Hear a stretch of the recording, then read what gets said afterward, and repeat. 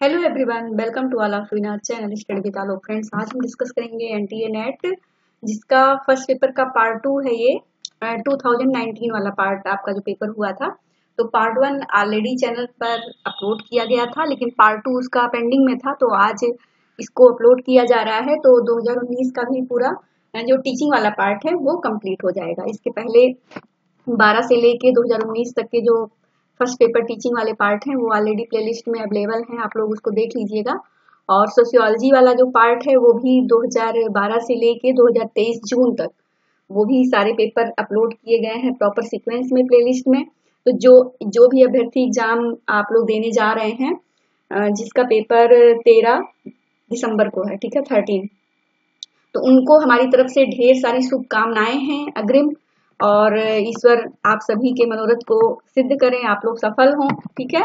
तो बहुत ढेर सारी शुभकामनाएं संस्थान की तरफ से हैं।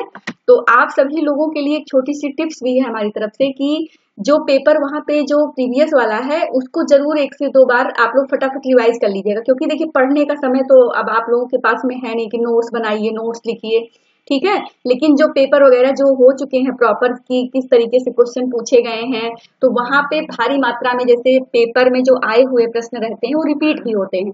जैसे पुस्तकें हो गई, आपकी परिभाषाएं हो गई, ठीक है, और जो क्लू वर्ड हो गए, ठीक है।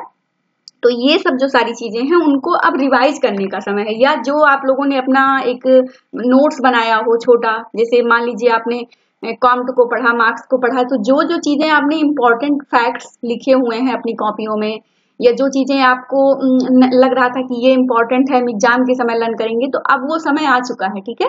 तो उन सब चीजों को आप लोग रिवाइज करिए अच्छे से और पेपर दीजिए। और आज का ये पेपर भी प्रैक्टिस करिए, ठीक है, टीचिंग वाला पार्ट। बाकी जो है अपलोड होता रहेगा सीक्वेंस में ये चीजें। तो आइए देखते हैं, इसमें 15 नंबर तक ऑलरेडी अपलोड था। 16 नंबर को देखेंगे कि कॉलम 1 को कॉलम 2 से सुमेलित करना है, जिसमें सत्ता मीमांसा और ज्ञान, प्रणाली विधि और डी पे है प्रणाली, ठीक है। तो इसको मैच करना है, यानी आइडियोग्राफी, वास्तविकतावाद, सर्वेक्षण, सकारात्मकतावाद, ठीक है। तो इसमें क्या हो जाएगा, तो इसको कॉलम से मिलाना है। तो इसका जो फ्रेंड्स करेक्ट आंसर होगा वो होगा आपका ऑप्शन डी, यानी कि ए का हो जाएगा सेकंड, ठीक है। सत्ता मीमांसा वास्तविकतावाद से, ज्ञान मीमांसा जो है आपका बी का हो जाएगा 4, सकारात्मकतावाद से, और जो प्रणाली विधि है वो सी का हो जाएगा आपका 1, आइडियोग्राफी, और डी यानी थर्ड जो है सर्वेक्षण से, ठीक है, प्रणाली जो है। तो इस प्रकार से ऑप्शन डी हमारा करेक्ट आंसर होगा। आगे का देखेंगे कि निम्नलिखित में से कौन सा प्रभावी शिक्षण का घटक नहीं है, ठीक है। तो नहीं है और है, इसको एग्जामिनेशन में आप लोग ध्यान से देखिएगा, ठीक है। तो नहीं है यानी कि छात्रों की समझदारी की जांच के लिए प्रश्न पूछना, छात्रों को प्रतिपुष्टि उपलब्ध कराना, सीखने में लगने वाली समय अवधि के बारे में लचीलापन होना, छात्रों के व्यवहार में प्रतिक्रियात्मकता, ठीक है। तो क्या है इसमें, ये ऑप्शन डी हमारा करेक्ट आंसर हो जाएगा, ठीक है।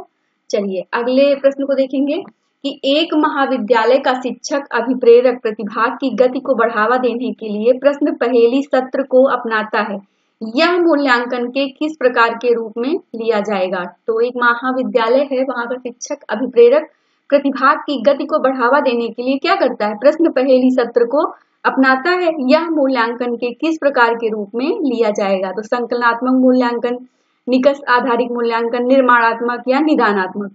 तो ये फ्रेंड्स क्या हो जाएगा, ये हो जाएगा आपका निर्माणात्मक मूल्यांकन, ठीक है। तो ऑप्शन सी हमारा राइट आंसर होगा। अगला है कि निम्नांकित में से उस शिक्षा के स्वरूप की पहचान कीजिए जिसमें आशावादिता, आत्मसम्मान तथा वैकल्पिक पूर्णता हेतु प्रतिबद्धता, नैतिक निर्णय तथा सामरिक दायित्व के निर्वहन का अवसर देने की उच्च समानता होती है। तो औपचारिक शिक्षा, तकनीकी शिक्षा, नैतिक शिक्षा या मूल्य शिक्षा। तो फ्रेंड्स इसका जो राइट आंसर है वो है मूल्य शिक्षा, ऑप्शन डी, ठीक है। अगला इसमें कि विद्यार्थियों की अकादमिक सफलता के लिए निम्नलिखित में से कौन न्यूनतम रूप में महत्वपूर्ण है। तो संज्ञानात्मक सक्षमता, भावनात्मक सक्षमता, विविध सक्षमता या सामाजिक सक्षमता। तो इसका जो करेक्ट आंसर होगा वो होगा ऑप्शन सी, यानी विधिक सक्षमता, ठीक है। अगला इसमें कि कक्षागत अंतःक्रियाएं मुख्यतः किसके द्वारा प्रभावित होती हैं। तो छात्र प्रतिबद्धता के लिए होती हैं या शिक्षक केंद्रित वातावरण के लिए होती हैं, संगठनात्मक जो आपका पर्यवेक्षण होता है, या अवांछित हस्तक्षेप जो किया जाता है, ठीक है। तो इसका करेक्ट आंसर कौन सा होगा कि कक्षागत जो अंतःक्रियाएं होती हैं वो मुख्यतः किसके द्वारा प्रभावित होती हैं। ठीक है, तो किसके द्वारा होती हैं फ्रेंड्स, ये होती है छात्र प्रतिबद्धता के द्वारा। ठीक है, किसके द्वारा, छात्र प्रतिबद्धता जो होती है, यानी ऑप्शन ए हमारा राइट आंसर हो जाएगा।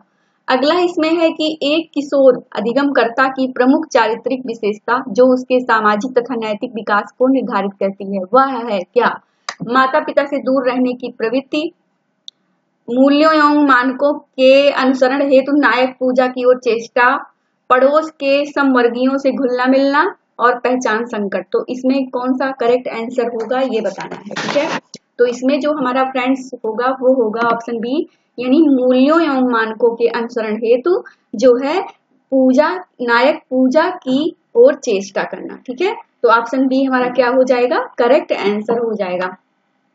अगला इसमें है कि निम्नलिखित में से अधिकतम निष्पादन परीक्षण का कौन सा उदाहरण है, तो प्रक्षेपी व्यक्तित्व परीक्षण, रुचि तालिका, अभिरुचि परीक्षण, अभिवृत्ति मापनियां। ठीक है, तो इसमें कौन सा होगा 23 नंबर में कि निम्नलिखित में से अधिकतम निष्पादन परीक्षण का कौन सा उदाहरण है, तो प्रक्षेपी जो व्यक्तिगत परीक्षण है, या रुचि जो तालिका होती है, या अभिरुचि परीक्षण, या अभिवृत्ति मापनियां। तो फ्रेंड्स इसमें जो करेक्ट आंसर होगा वो होगा ऑप्शन सी, यानी अभिरुचि परीक्षण। ठीक है, ऑप्शन सी हमारा राइट आंसर होगा।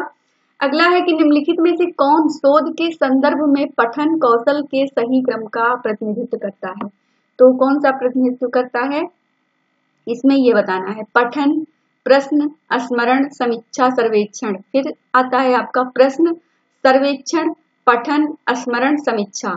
स्मरण, समीक्षा, सर्वेक्षण, प्रश्न, पठन। ठीक है, सर्वेक्षण, फिर प्रश्न, पठन, स्मरण और फिर समीक्षा। ठीक है, तो इसमें ये बताना है, तो सबसे पहले क्या होगा ये बताना है। ठीक है,